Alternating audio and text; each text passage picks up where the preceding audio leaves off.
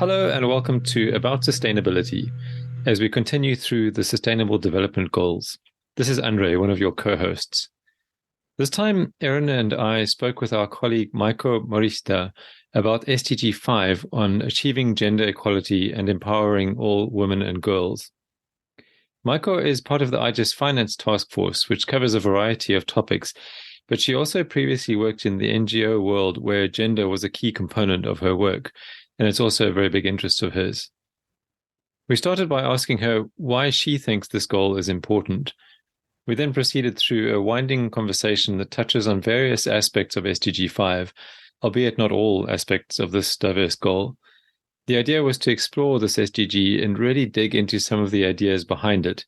So we hope that this episode provides a bit of depth and a bit of breadth, and hopefully some fresh perspectives.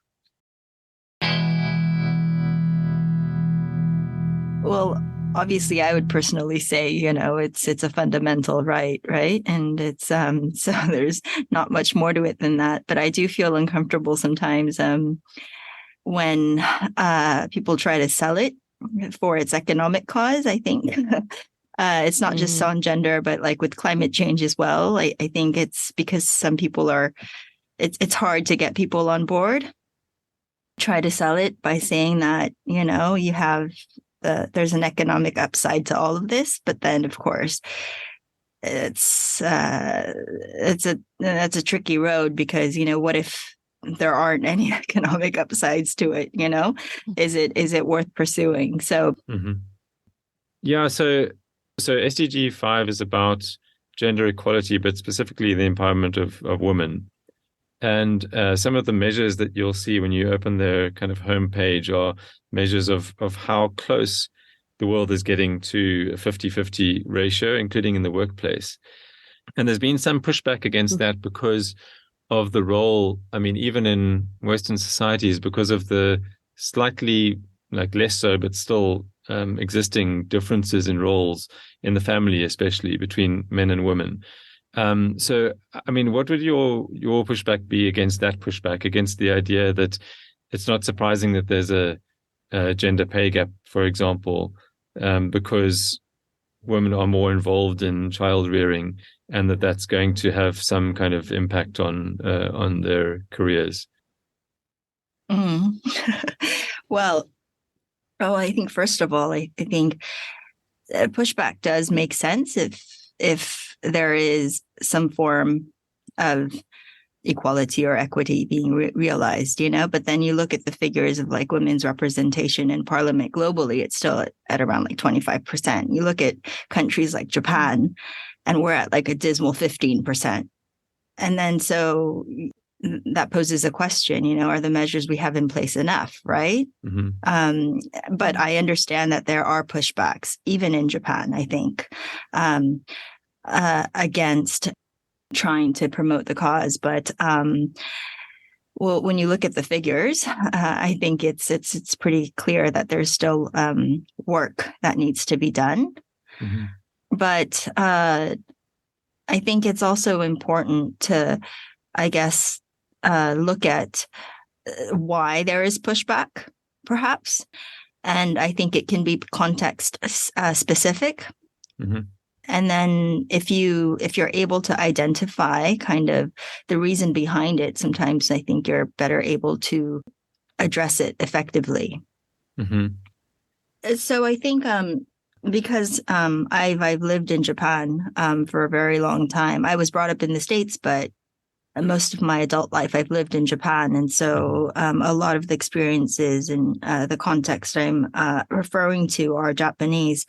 And this isn't specific to gender inequality, but in the discussion of addressing economic inequality and inequality in general, the typical, I think, approach for progressives is around taxation, progressive taxation and such, which is typically kind of geared towards, I guess, supporting those at the very bottom, right?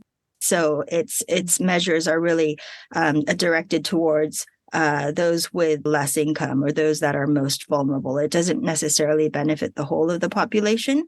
But there was an argument made by a particular professor that, first of all, we should provide, let's say, educational and health services free of charge to everyone. And we should fund it through a consumption tax because it taxes everyone.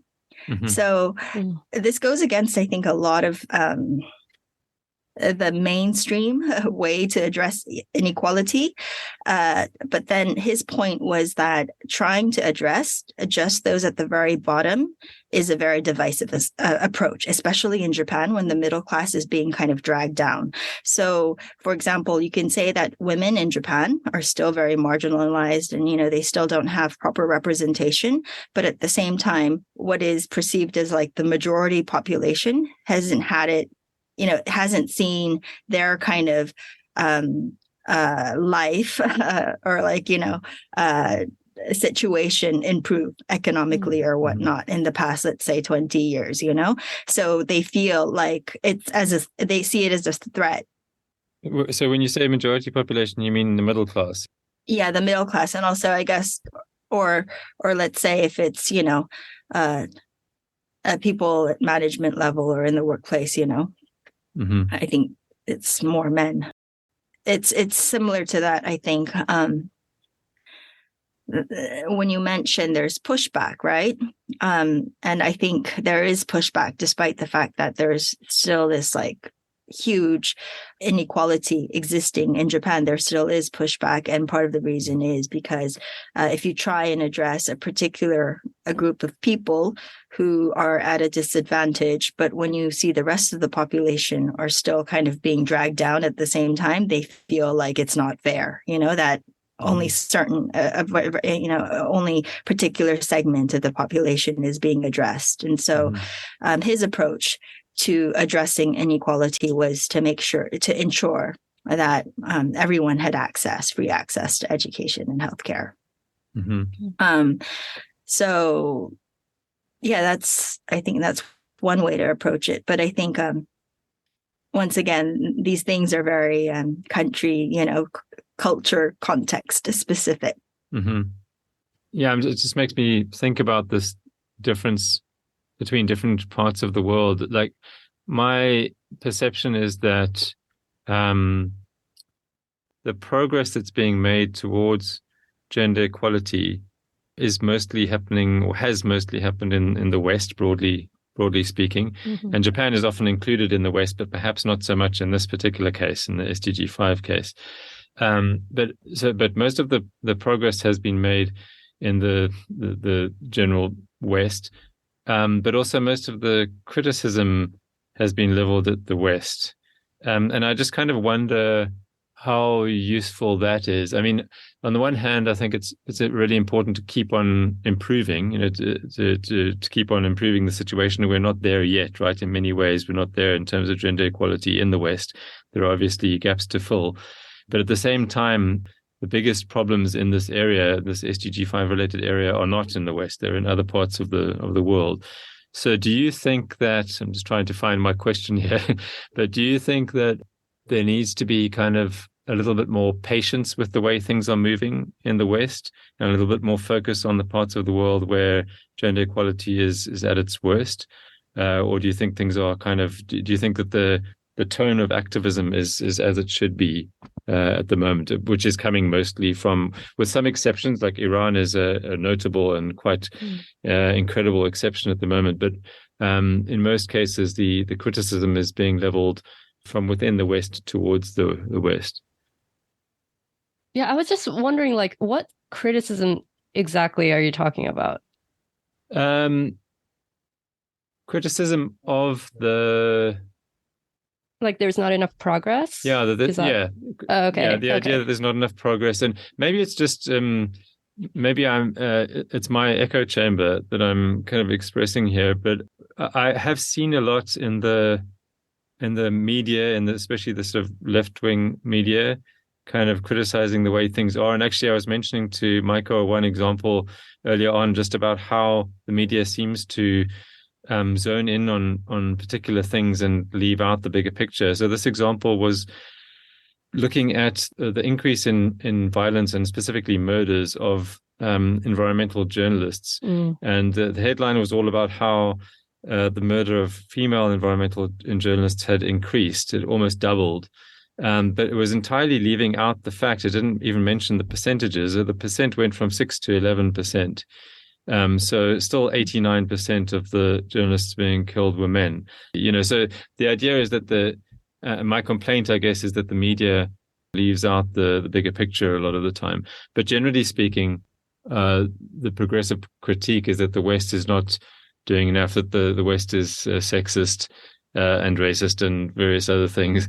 Whereas the West is kind of, and I hate using this word, it sounds so general, but the West in general is the most introspective part of the world when it comes to most of these issues, including gender.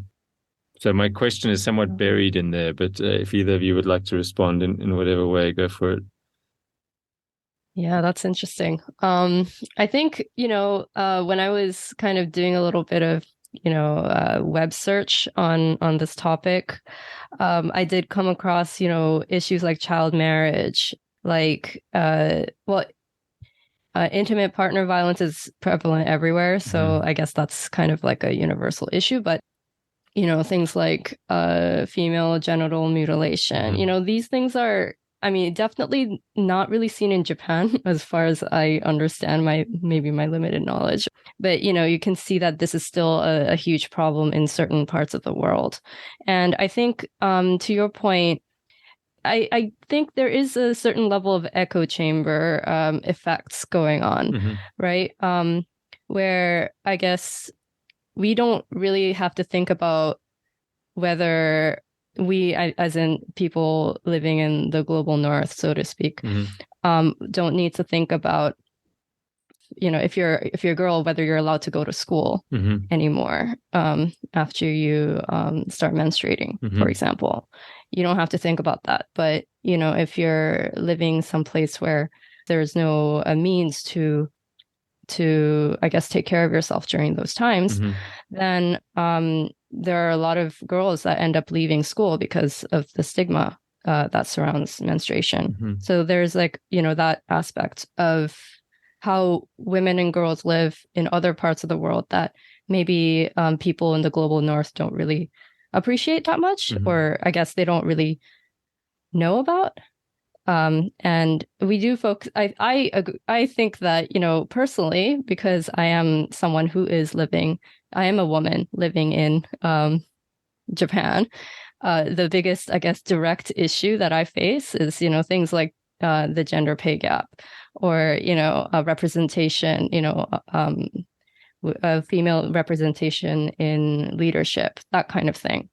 And I think those things are important elsewhere, but there are also many other challenges that women and girls in other places face that I am lucky to have not ever had to deal with.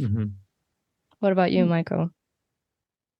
I was trying to break down the components of Andre's big question. Sorry. In terms of, how media portrays issues, there's obviously, we can have a complete discussion on that in itself. And I think, the media does try to oversimplify things to get the message across and get to get people to read their, articles. And so I think you have to realize it you have to understand that, right? And then in terms of just general pushback, I think when there's, change happening, there's always, pushback, when the pendulum swings in one direction, it inevitably, it's going to swing in the opposite direction. And I think, so that's just a part of, that's all natural, I think. Another thing I would say is that, in terms of violence, right? That's just, for me, at least, it's inexcusable, period. So that's that. And then for everything else, I think a lot of it has to do with having the choice. So I think, you can always, people have different views about, depending on the different family value. The different values that someone may have, whether it's a good idea to be a stay-at-home mom or not, for example, right? Mm-hmm. Or it's whether it's a good idea to have children earlier on in life or not, or, to be single or to divorce, and people would feel differently about that. But then I think what really makes a difference in all of this is that if the individual has the choice, the power is empowered to make that choice, and I think it makes a big difference. That choice that you're talking about, do you think that is a choice that women still don't have in many places in the global north or in the West? I mean, maybe it'd be interesting if you could compare Japan with sort of a typical Western country like the US. Do you think that, like in the US and A and B in Japan, do you think that there's still a substantial proportion of women who feel like they are obliged to have a family and raise kids? Because to me, I think the bigger issue, and maybe I'm out of touch here, but I think the bigger issue is that even if they do have the choice, there's a pretty good chance that that's going to affect their career trajectory later on. It's going to be kind of a penalty that's placed on them by society, or just by the way that the system works. That if you take out whatever time it is, whether it's 1 or 2 or 6 or 8 years to raise kids, that means that you're set back by that amount of time in your career trajectory. I think you raise an interesting point, because I think these expectations that are placed on women, they're also, I guess the other side of the same coin are the expectations placed on men, mm-hmm. right? Or the lack thereof. So I think, if men end up becoming fathers, they're not expected to make that decision of, whether they're going to be stay-at-home dads, or, they could just, go, they won't have to take any time off, mm-hmm. right? And I think there's no expectation to take any time off, although there's parental leave now that I guess a few fathers, even within our organization are taking advantage of, mm-hmm. but certainly it's not the norm, especially in this country. Maybe in other countries, this situation is different. But I think it is because of that women, especially when they become mothers, I think there's a general impression that you have to have the energy to do both. Mm. And you have to take care of the child, but you also have to go to work, and you kind of have something has to give, if mm-hmm. that makes sense. And I think in the end, it there are other contributing factors, if the in a heterosexual relationship, I guess, the man makes more money, then you wouldn't ask that person to stay at home and for you mm-hmm. to continue working. So there are a lot of dynamics there, I think. But I'm just, I guess, imagining at this point, because I'm not a parent myself. Yeah, my impression is that, now again, I keep on going back to the global north or the West, but my impression is that in the West, broadly speaking, there is at least, to some extent, the culture has developed where the only time during which the mother is kind of really tied down by the child is during pregnancy, and maybe, I don't know how many months you would say, it depends on the person, right? But mm-hmm. let's say about a year after that, maybe less, maybe more. The period during which there are things that she can do that the father cannot do for the child, mm-hmm. That's kind of, and then after that period finishes, theoretically things could even out, but that the woman has still lost that roughly 2 year period. So there's still that kind of disadvantage or that penalty, which men can help, but they can't replace the woman in that sense. Mm-hmm. And how do we deal with that, even if it is just a 2 year period? If society gets to that point where it's accepted that after that 2 year period, men jump in and do at least as much as women do, or maybe even compensate to some extent, you still can't really. How do you compensate for that 2 years lost? And I guess a related question would be, doesn't that explain the payment gap to some extent, that women have lost out on 2 years of being in the workplace or maybe the university? Yeah, this is really interesting. I think it's true what you mentioned about how even if women choose, right, to leave the workplace for a number of years, they're penalized. I think that is true, especially that's the case in Japan, I think. And it's also true that, as Erin mentioned, but women who work are expected to still carry out the burden of the domestic work, right, including raising her children. And I think in the West, let's say, people envision like kind of having it all, but I think in Japan, for example, women are expected to do it all, not necessarily have it all. And so I think I saw this interesting article about, the younger women actually wanting to become housewives, right? Because they see women in the workplace, who have children, and they're just going above and beyond their means, and and they have no life, right? Because they have so many responsibilities that they need to juggle, and they have such expectations to fill.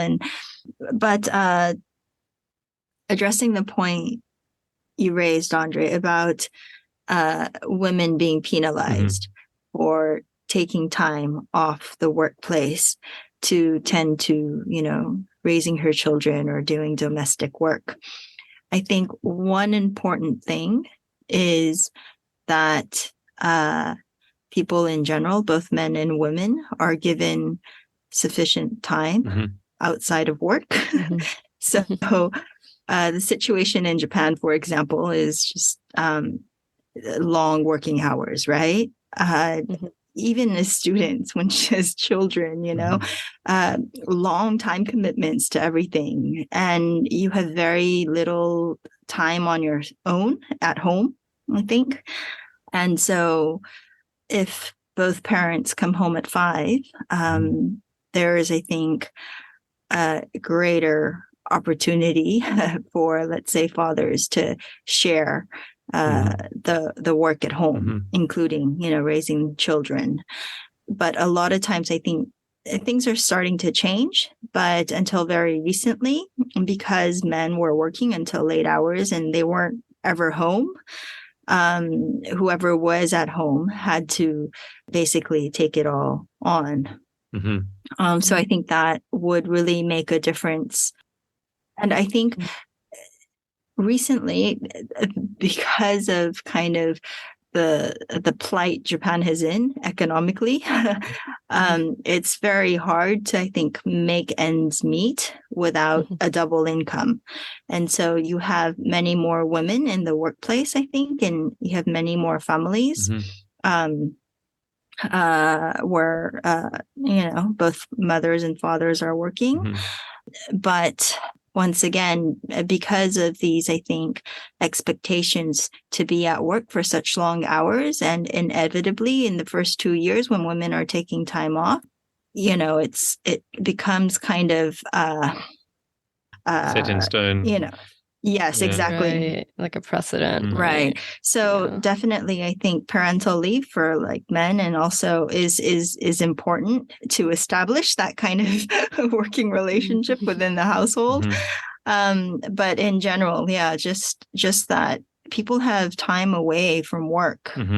And this is very Japan specific. I don't think it's but I was speaking to my European colleagues in my previous workplace, and many of them worked 4 days a week.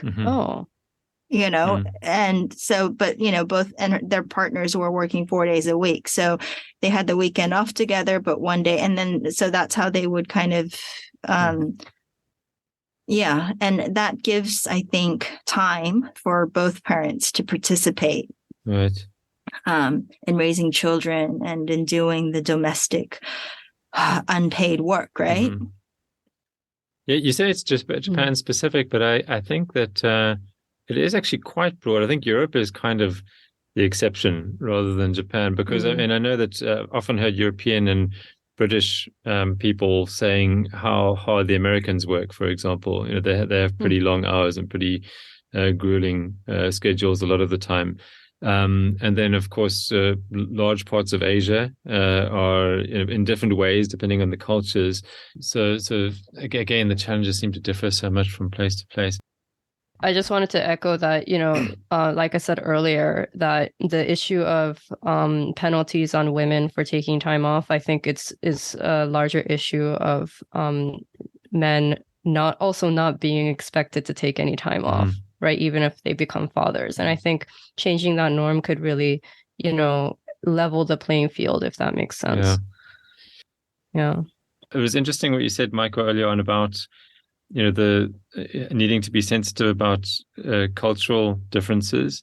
But the interesting thing is that the SDGs are explicitly global in their outlook. They're kind of supposed to apply to everyone. And it makes me wonder, I think very often this question comes up, is how applicable are these SDGs to individual, national, local situations? And in this one particularly so, because the overall goal, which personally is one that I strongly agree with, this idea of gender equality and not all the complexities notwithstanding, but there are some parts of the world in which the culture, you really do have to interfere with the culture if you want to apply a goal like this. And this is kind of a rather abstract question, but I mean, how useful, I guess, would be the question. How useful do you think the SDG is applied across such differing cultures, especially if we are expected to be culturally sensitive?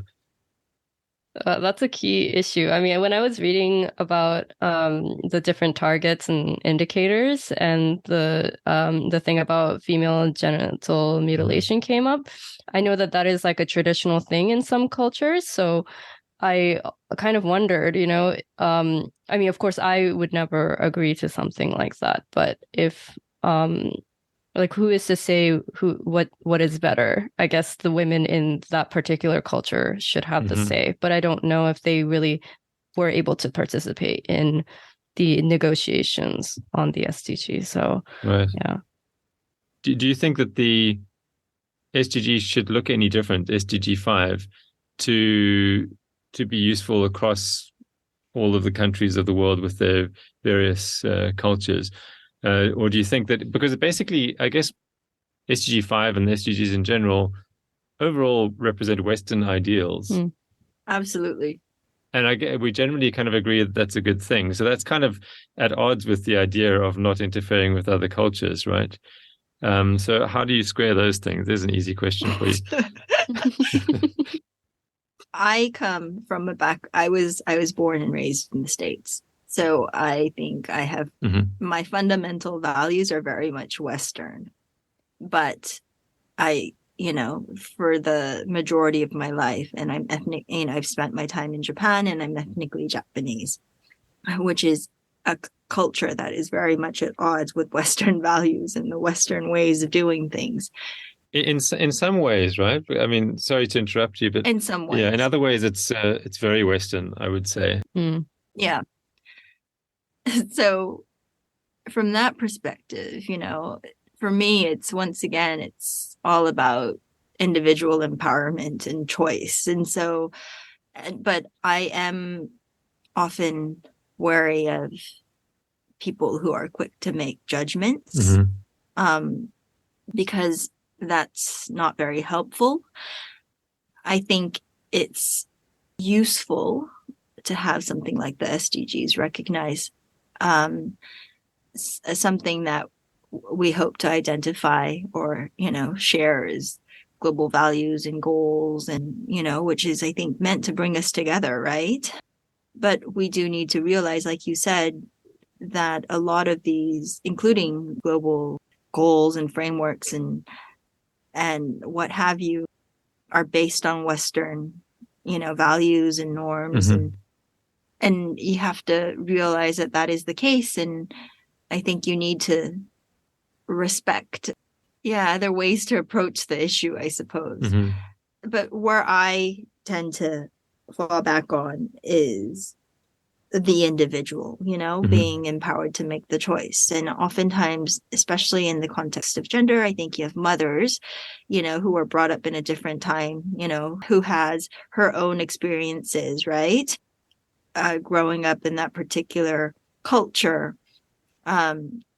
imposing, let's say, certain expectations for her, for their daughters, oftentimes in very, meaning well, right? Mm-hmm.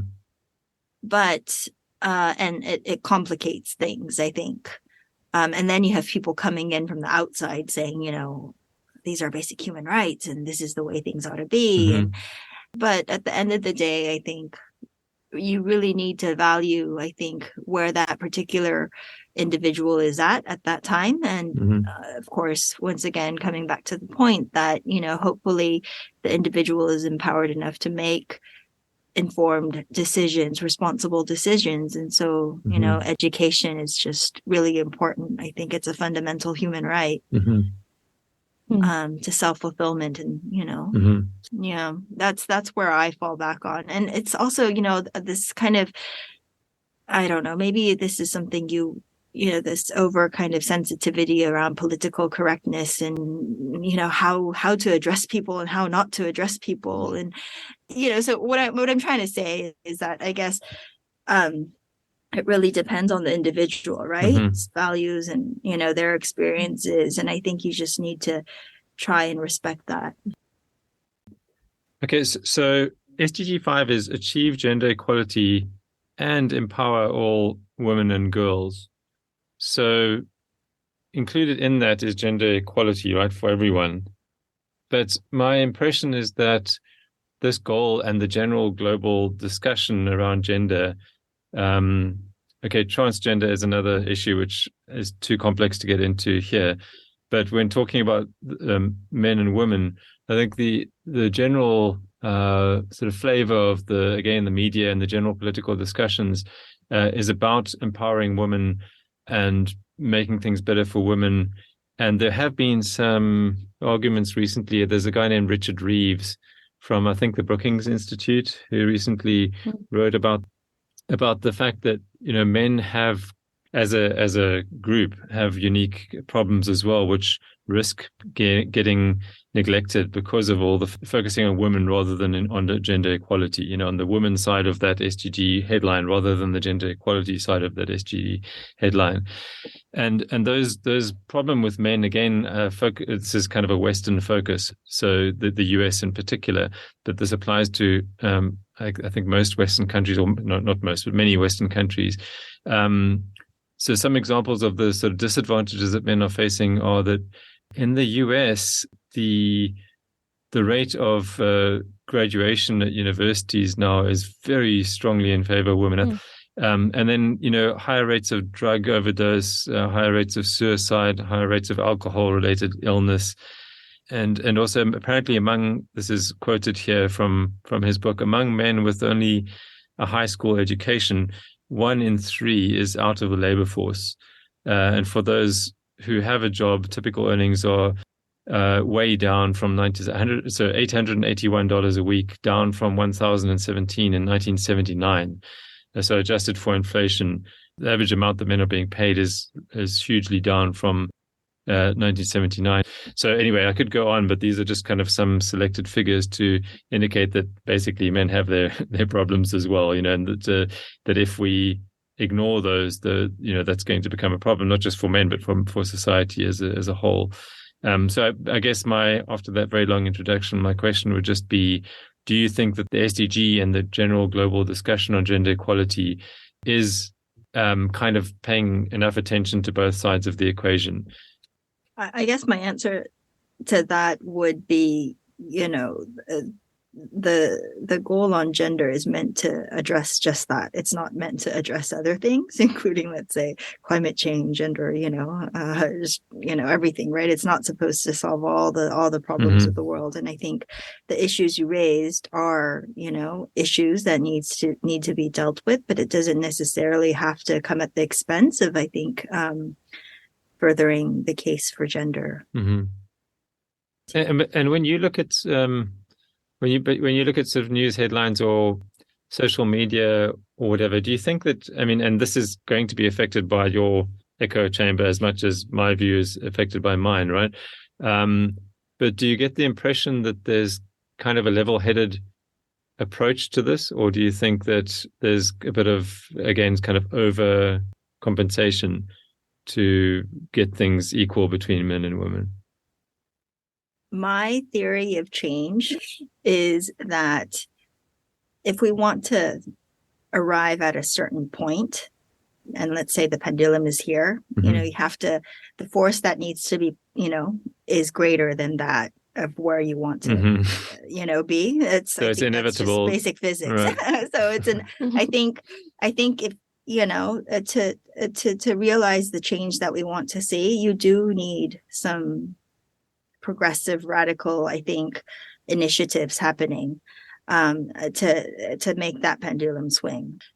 That's just my take on kind of working in an industry that was trying to make some kind of social change, right? And I think just providing a very balanced and nuanced, I think, perspective on on how things ought to be doesn't necessarily bring about the change. So that's from kind of the perspective of making the change happen, making the necessary change happen. But sometimes things can be overly pronounced, or some people may bring things a little bit further than they ought to. Or I think that does exist, but in the bigger picture, I think. Yeah, that's interesting. And I guess it applies to any kind of situation that society tries to correct, right? That this idea that the pendulum is kind of destined to swing past the point you'd like it to be at. All right. So just to kind of bring the discussion in a more environmental direction, because so far we've been talking about this SDG more or less independently. The broad question here, I think, would be, how does gender equality relate to the environment? What is the link there? Yeah, so the issue of gender is integral to everything, and it's very present in the decision-making process and the outcomes. So in that sense, I think gender is relevant to all issues, right?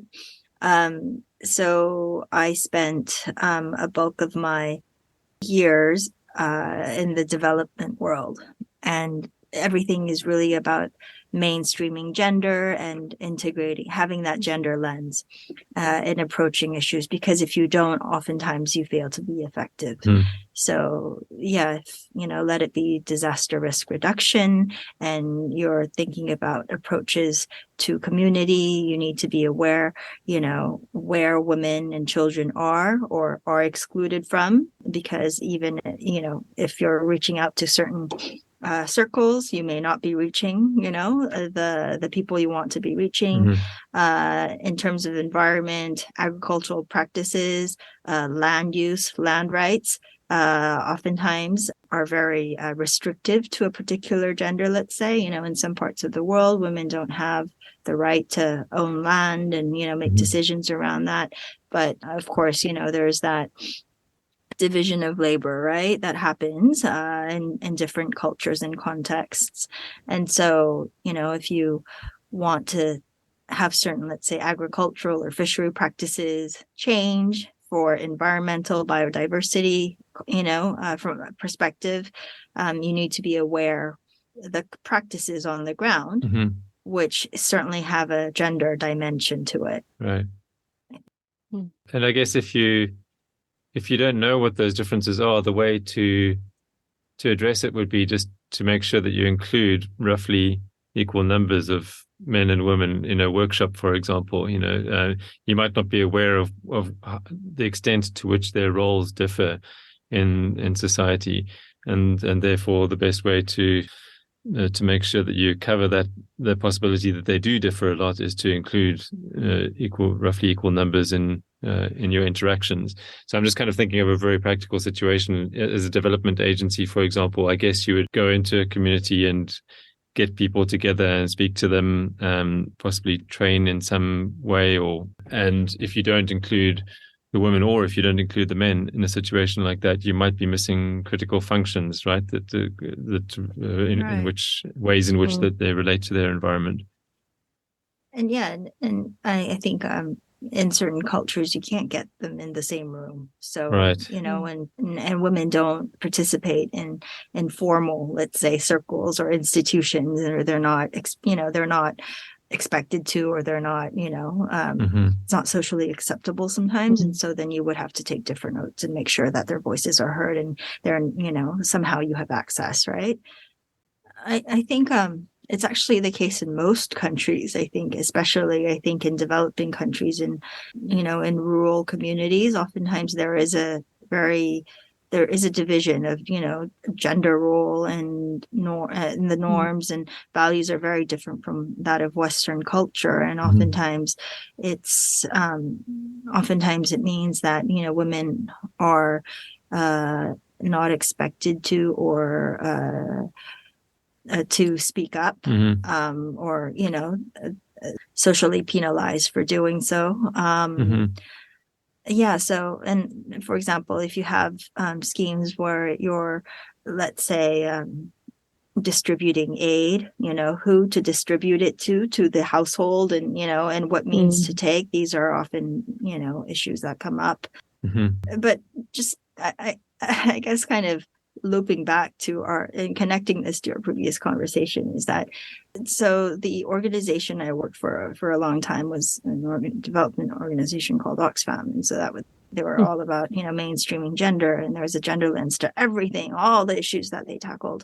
And it was very, it was almost excessive in a sense that, there was, gender came up in every single issue. It had to be addressed, but I think it was a really effective and necessary approach, because it's really dismantling kind of the story that is in place, the narrative that is in place that oftentimes we don't even recognize is there, and we just kind of go along with it around gender, right? So I think it's an important process, but at the same time, I oftentimes encounter situations, even for example in Japan, and and I think a lot of let's say some men are kind of sick and tired of hearing the issue of gender, kind of all problems, being framed around gender, because, does it have to come through a gender perspective all the time? But I think it does, because I personally think it does, but that's part of the pushback, I think, because it's entrenched in everything, in all issues, in our daily lives, right? Do you think that would differ depending on where Oxfam was working, or if an organization is doing that, so seeing everything through a gender lens, do you think that needs to be the case wherever they're working, or do you think it depends on how far a particular country has come in this issue? I think it's an effective approach in any context, because I think, as I mentioned, gender plays it's integral to kind of the context itself, and it plays a dynamic on any decision making process and anything. So, but I think the dynamics of it would probably differ from region or country or. And then how so? Again, difficult to bring this back to the environmental side of things, but like what And I don't think it's going to be possible to connect this particular question to the environment. But what do you think needs to happen policy-wise as far as this kind of thing is concerned? And especially, let's try to tie it to the environment. Like as a, we're an environmental policy research unit. So in a sense, in a way, like our ultimate output is policy advice to policymakers. So can you think of anything, sort of any particular points that you would be trying to make to policymakers? You can talk about Japan or more generally, whichever you feel more comfortable with.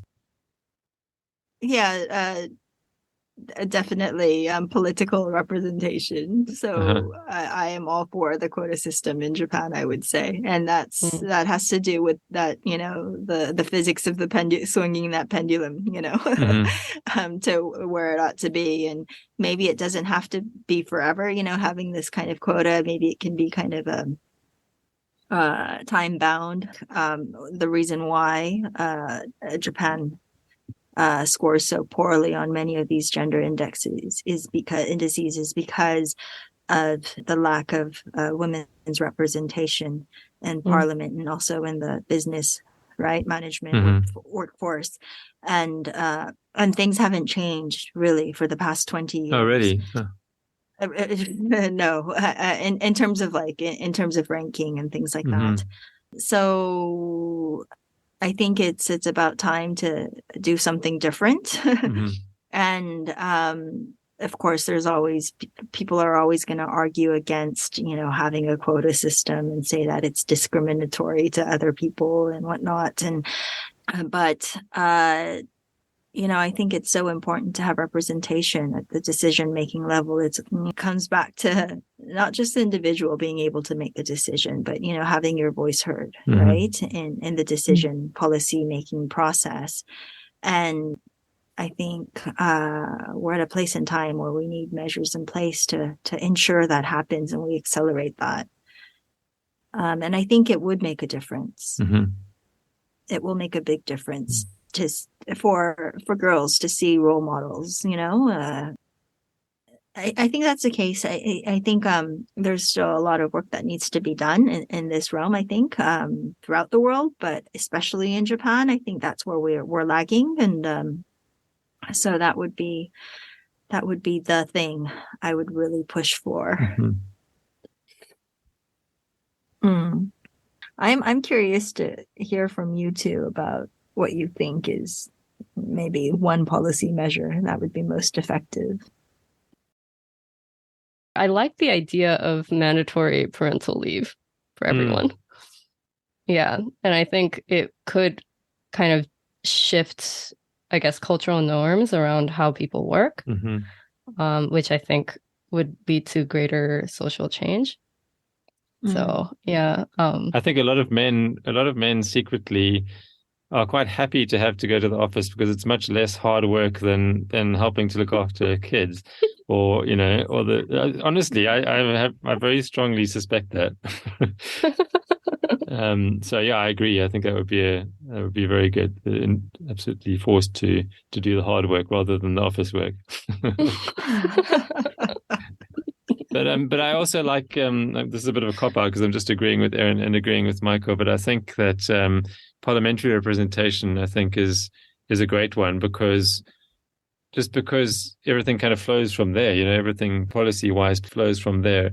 And then just to contrast that with, I think the idea of like how many CEOs are women or how many people on boards and committees, I think that's less important than having women in governmental positions and decisions of sort of broader policy making.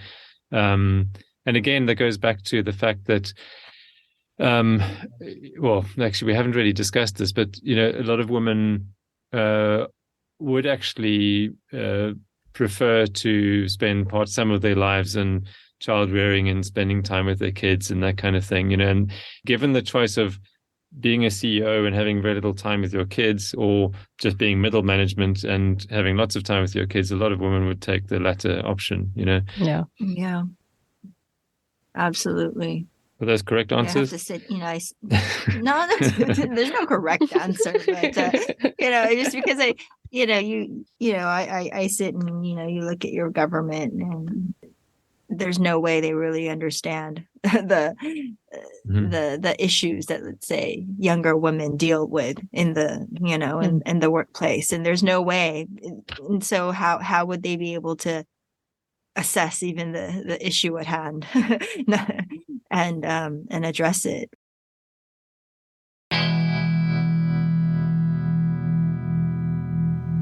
Thank you for listening to About Sustainability.